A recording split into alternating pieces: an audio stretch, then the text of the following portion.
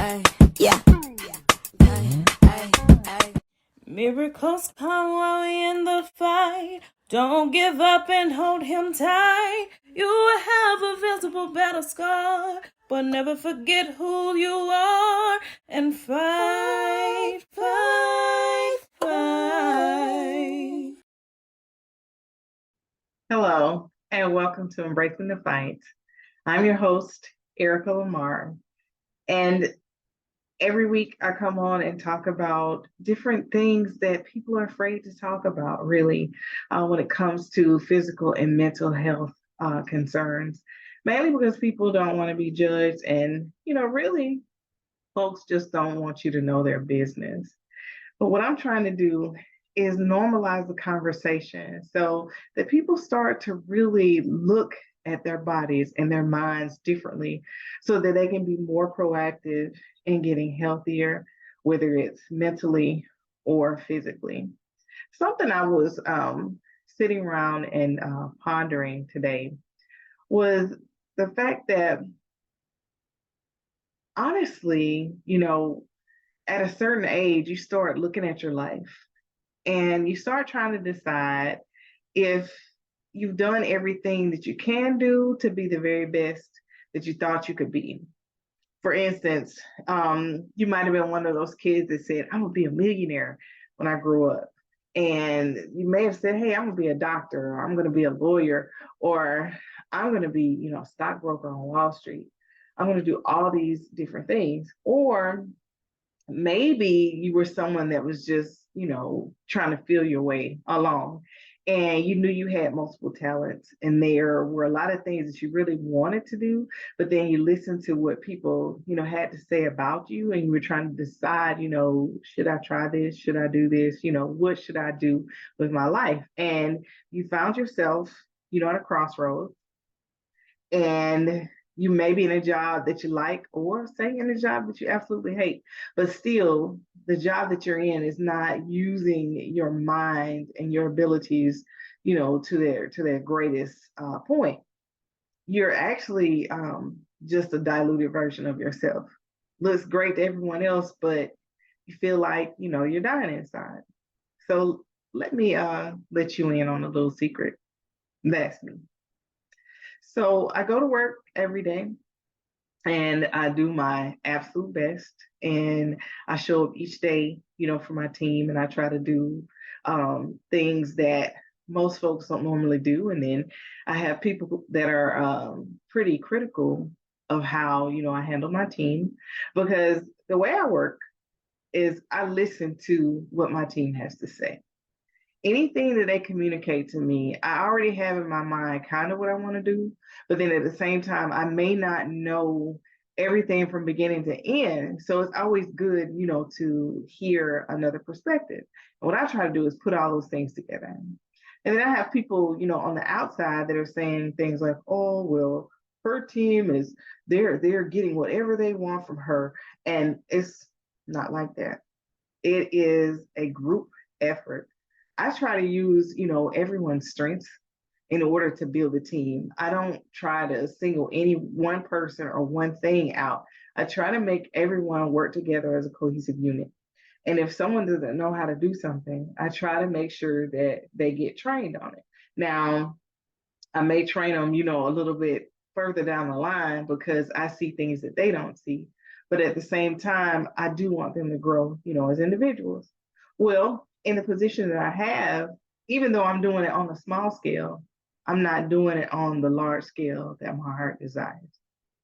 And each day, even though, I enjoy working with the people that I work with, I go home feeling a little bit, unfulfilled. Is that you? Are you going home leaving a little piece of yourself somewhere else rather than taking that little piece of you and nurturing it and watching it grow? For instance, last week I had the opportunity to let a couple of young ladies listen to a portion of a book that I've been writing for the past, Lord knows, what, 5, 6 years. And I found that I really only write when I'm emotional or there's something great or something impactful that's going on in my life. And I realized that I hadn't been inspired. And that's a problem. You can't go through life, trying to inspire other people, encourage other people, when it's hard to inspire and encourage yourself. I'd be lying if I said that, I can encourage myself every day. Sure, I can do those affirmations. I can look in the mirror and I can do that, like that song they like, oh my mama, oh my hood, I look fly, I look good. Sure, I could do that. I could say that. But what does that actually mean to me, to actually say that out loud? What does that actually do? It does nothing if I don't have a goal or if I haven't set anything forward that says, okay, I'm saying these affirmations because I want to get to this point, or I'm saying these affirmations because I believe this. But if I don't believe it, or if I don't write it down, if I don't test it out in my life, then what good is it? It's no good at all. So I even tried journaling, tried to write some things down. And they say, I know I had like 10 different journals and a page here, a page there. It's like, am I that scatterbrained, or, am I suffering from ADHD? What is going on? And that's not it. It's none of that. And at first I was thinking, maybe I need to sit down and really talk to somebody about this. So then called a friend that's a counselor, and we had a discussion. And some things that actually came out is, when it comes to me working just on me, it's hard for me to focus because my life, my heart has always been around helping and focusing on others. So I have to take the same energy that I put into helping promote someone else's business, or speaking life into someone else, into myself. I have to take that energy and put it back in me. Because it's very true that if all you do is pour out and you never pour back in, whether you pour it in yourself, with say training or going to some type of conference, surrounding yourself, with good people, reading books, spending time, building your relationship with God. If you're not, doing those things, then your little cup is empty. You poured everything out of it, and you walking around with an empty cup, and you're trying to function like normal. I'm not even saying trying to function at a high capacity. In order to function, at a high capacity, your little cup's got to be full. And in order for your little cup to get full, when you pour a little bit out, something else has got to, pour back in. You just can't keep pouring, pouring, pouring, pouring, pouring, and then go, hey, my cup's empty. Because at that point, when your cup is empty, you're burnt out. You are feeling that you just, really want to be by yourself. And then in those moments, you start reflecting, on your life, and you say, well, I didn't do this by this age, and I'm not at this point right now. I didn't lose the weight. My hair and skin and nails, all these things aren't like I want them to be. But you have to realize that in order for you to be the best version of yourself, you have to pour back into yourself. And I'm not just talking about, getting the occasional, massage, or going to get your nails done or your toes done, or going on a little vacation or something like that. I mean, seriously, pour into yourself.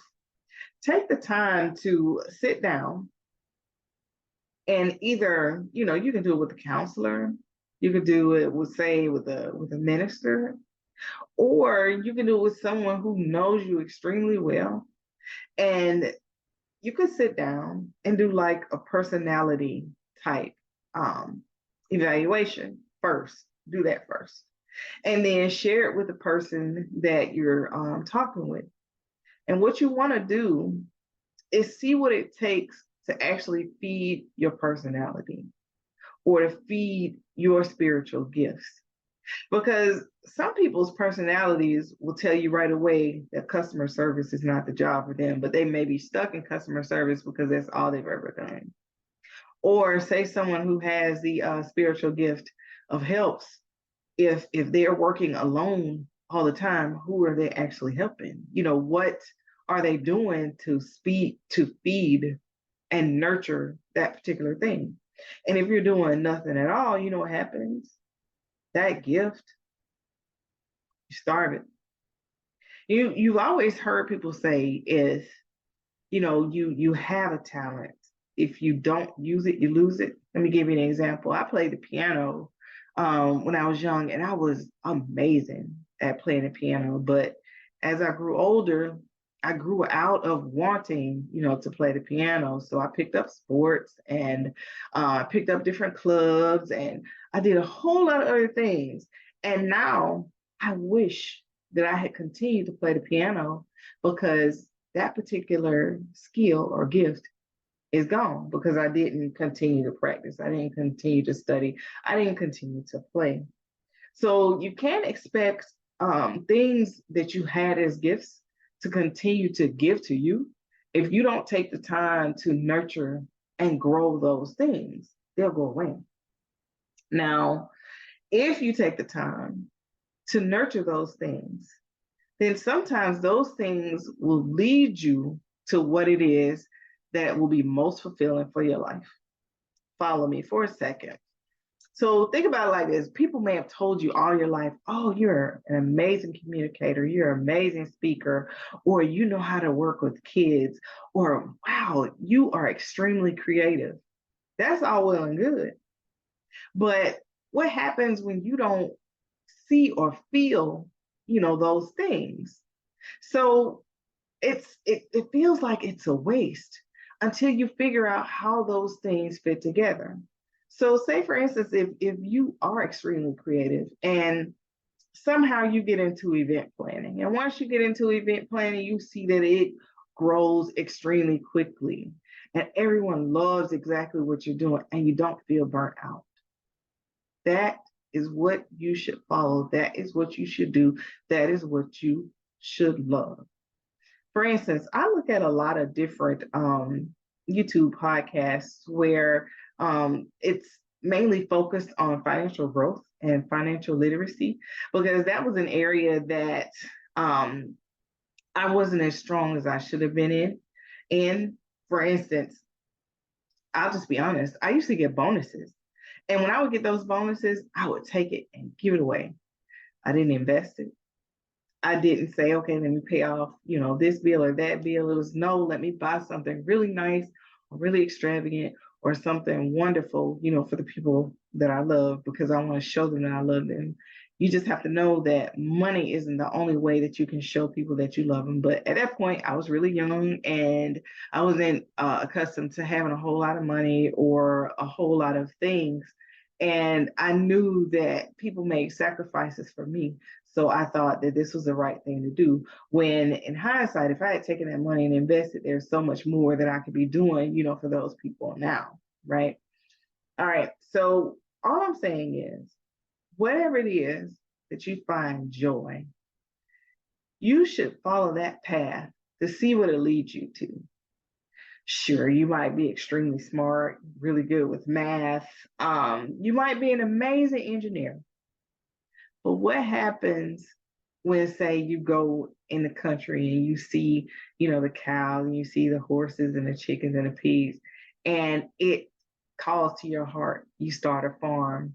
You take that farm and you use it to, feed these different food deserts. You're making a difference. Your heart grows.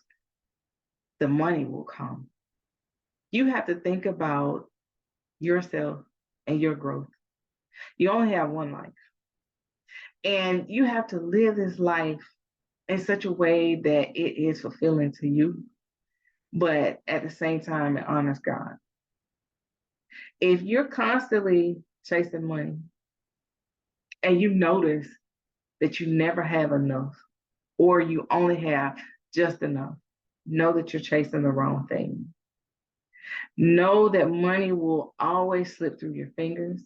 It will always evade you, or it'll be really hard for you to get until you figure out what that thing is that your life was created for. What's your purpose? And how can your purpose not only help you, but how can it help others to grow?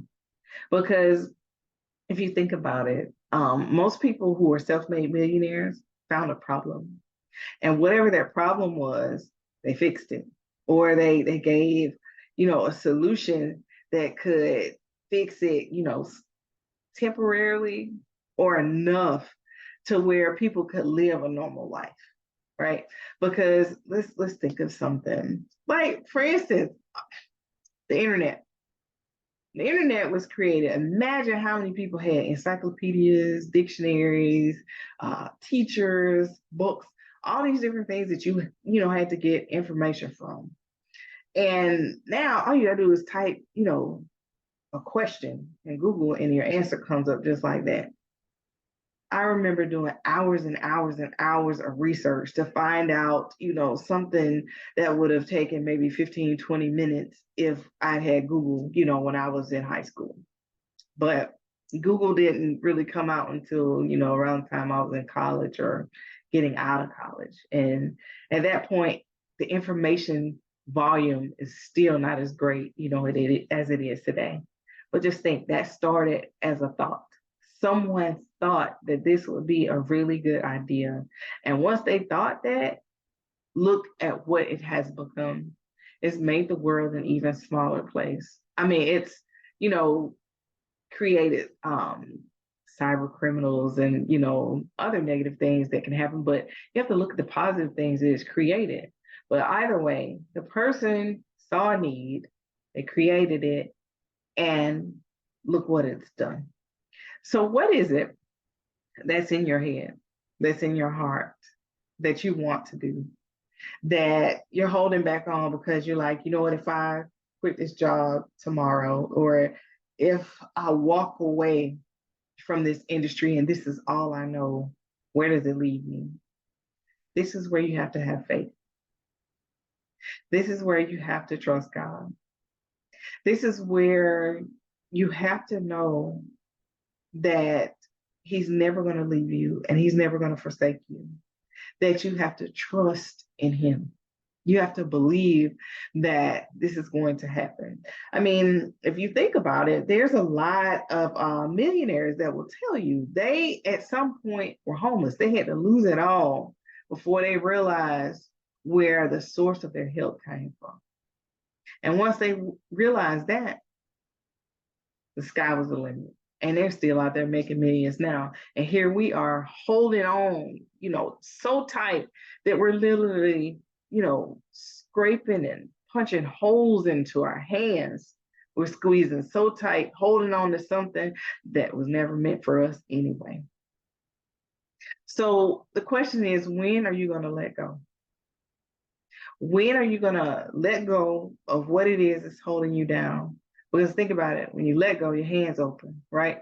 So if your hands open, God can put the thing in your hand that should be there. If it's not supposed to be there, let it go. You cannot be filled with goodness if you're holding on to something that wasn't meant for you anyway. Now, I was talking to myself, for the most part today, because I know there are a lot of things, that I'm holding on to.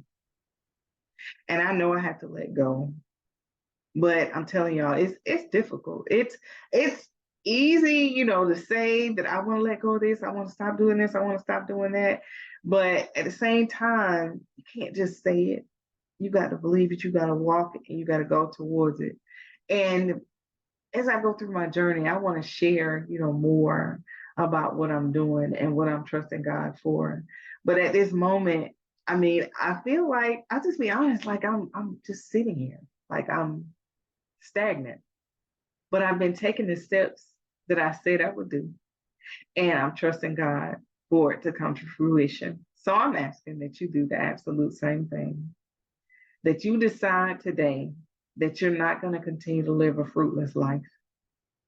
That you are going to improve your mental health, your physical health. your spiritual relationship. You're going to improve all those things so you can go out and be a light and bring others to God.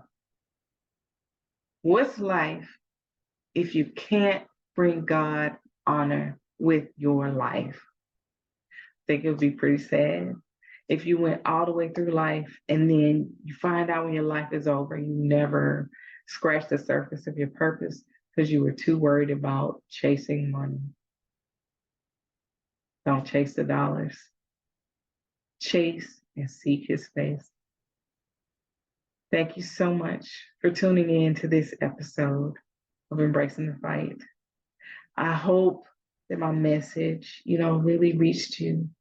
And I hope, that it really helped you, because just saying these things sometimes, it really helps me. This almost feels like, a video diary, but I'm willing, to share this, knowing that it can eventually help someone else. Y'all have an absolutely amazing day.